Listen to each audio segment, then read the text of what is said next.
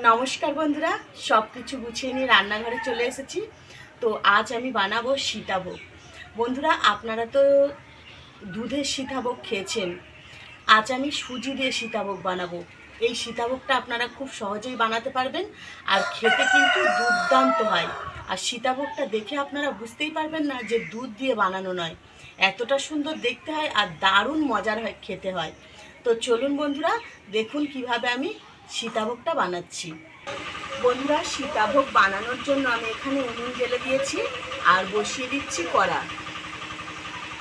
আর এখানে আমি একটা কাপ নিয়েছি, এই কাপে 2 কাপ আমি গরুর দুধ দিয়ে দেবো। গরুর দুধটা আগে থেকেই কিন্তু আমি জাল করে রেখেছিলাম। 2 কাপের একটু কম হয়েছে, তো এই দুধটাই আমি দিয়ে দিচ্ছি।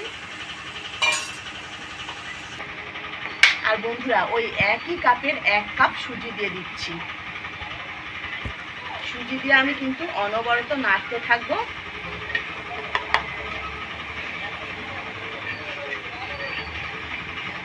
তো বন্ধুরা, এই পর্যায়ে দিয়ে দিচ্ছি সামান্য একটু লবণ, আর দিয়ে দিচ্ছি 1 চামচ ঘি।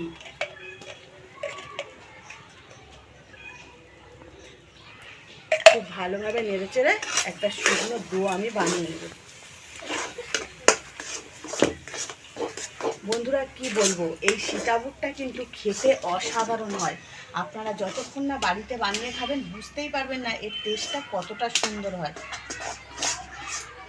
তো বন্ধুরা, সুজির ডোটা কিন্তু আমার তৈরি হয়ে গেছে। দেখুন, একদম জল শুকিয়ে কিন্তু ডোয়ের আকৃতি নিয়ে নিয়েছে। তো এটাকে আমি নামিয়ে নিচ্ছি। নামিয়ে এই থালার মধ্যে নিয়ে নিচ্ছি, একটু ঠান্ডা করে নেবো, তারপর খুব ভালো করে এটাকে মেখে নেব। বন্ধুরা, এদিকে সুজির ডোটা আমি ঠান্ডা করতে দিয়েছি। সুজির ডোটা ঠান্ডা হোক, ততক্ষণ আমি একটা চিনির শিরা তৈরি করে নেব। এখানে হাফ বাটি চিনি দিয়ে দিচ্ছি, আর এই একই বাটি মেপে 1 বাটি আর হাফ বাটি জল দিয়ে দিচ্ছি।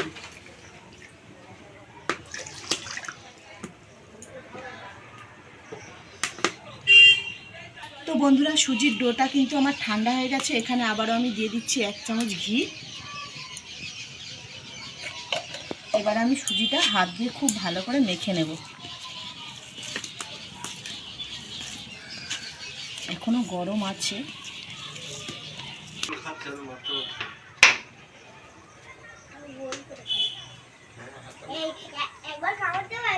তো বন্ধুরা, সুজির ডোটা কিন্তু আমার খুব সুন্দরভাবে মাখা হয়ে গেছে।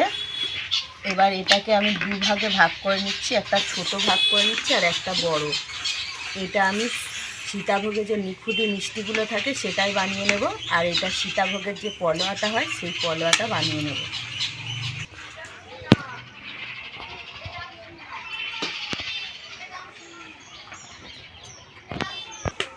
তো বন্ধুরা, চিনির শিরাটা কিন্তু হয়ে গেছে। এখানে 1 তার বা 2 তার কিছুই করতে হবে না, চিনির শুধু শিরা একটা বানিয়ে নিলে হবে।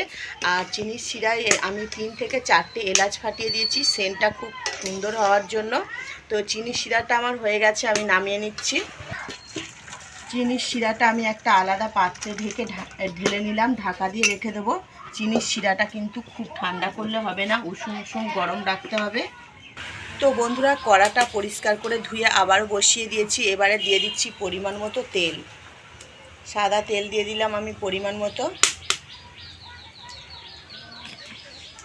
তো বন্ধুরা, প্রথমেই আমি কিন্তু নিখুঁতি মিষ্টিগুলো ভেজে নেব। তেল গরম হয়ে গেছে, আমি ছোট ছোট সুজির ডো কেটে মিষ্টির শেপ দিয়ে এগুলো বানিয়ে নিয়েছি।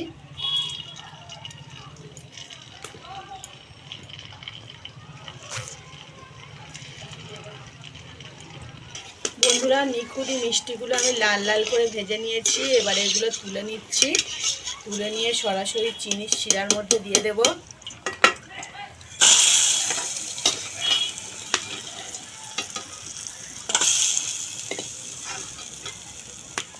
এবারে ভেজে নেব সীতাভোগ।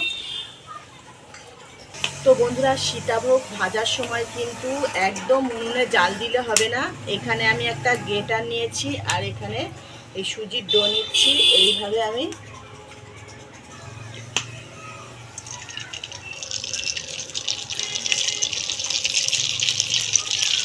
সীতাভোগগুলো বানিয়ে নিচ্ছি।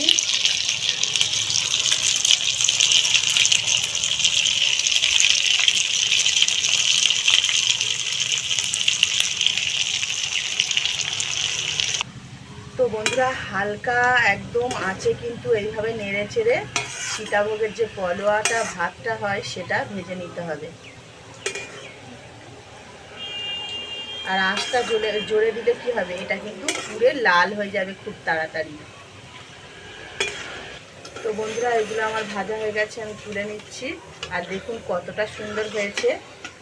সুজি দিয়েও যে সীতাভোগ বানানো যায় এটা কিন্তু একেবারেই অবিশ্বাস্য। আর দেখতে কতটা সুন্দর হয়েছে দেখুন, পুরো একেবারে যেমন আমরা দোকান থেকে কিনে খাই সীতাভোগ ঠিক একই রকম দেখতে তৈরি হয়েছে।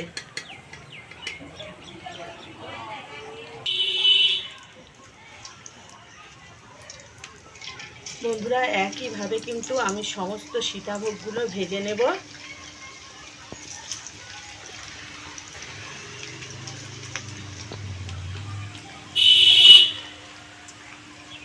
তো বন্ধুরা দেখুন সীতাভোগগুলো কড়াতে দিতে কিন্তু কেউ কারো গায়ে লাগেনি, একদম ছাড় ছাড় রয়েছে। তো খুব সহজেই সীতাভোগগুলো তৈরি হয়ে যাবে। এবার আমি এগুলো তেল ছেঁকে তুলে নিচ্ছি। আর কতটা সুন্দর হয়েছে দেখুন, দেখে বোঝাই যাচ্ছে না যে এগুলো সুজি। তো বন্ধুরা দেখুন সমস্ত পলোয়া ভাতগুলো কিন্তু আমার ভাজা হয়ে গেছে। সীতাভোগ এইগুলো এবারে আমি চিনির শিরার মধ্যে দিয়ে দিচ্ছি। আর দেখুন একদম ঝরঝরে হয়েছে, কেউ কারোর গায়ে আটকায়নি। আর কতটা সুন্দর হয়েছে আপনারা দেখতেই পাচ্ছেন।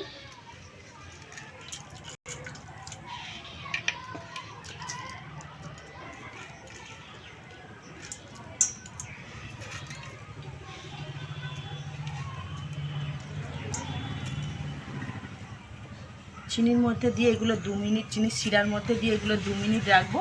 2 মিনিট রাখার পর এগুলো আমি চিনির শিরা থেকে ছেঁকে তুলে নেব। তো বন্ধুরা 2 মিনিট রেখে আমি চিনির শিরা থেকে ছেঁকে তুলে নিচ্ছি সীতাভোগগুলো। আর দেখুন ঠান্ডা হলে কিন্তু আরও এগুলো ঝরঝরে হয়ে যাবে।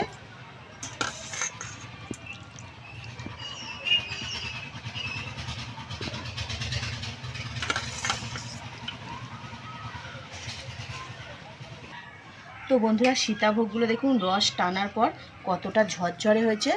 তো বন্ধুরা আপনারা বাড়িতে একবার হলেও এইভাবে সীতাভোগ বানিয়ে খাবেন, দেখবেন খুব ভালো লাগবে। এটা একদম নতুন স্বাদের একটা সীতাভোগ, যেহেতু সুজি দিয়ে বানানো হয়েছে এর স্বাদটা কিন্তু একদম অন্যরকম হবে। তো এই সীতাভোগটা আপনারা বাড়িতে বানিয়ে খেয়ে তারপরে আপনারা কমেন্ট করে জানাবেন যে এই সীতাভোগটা আপনাদের কেমন লাগলো।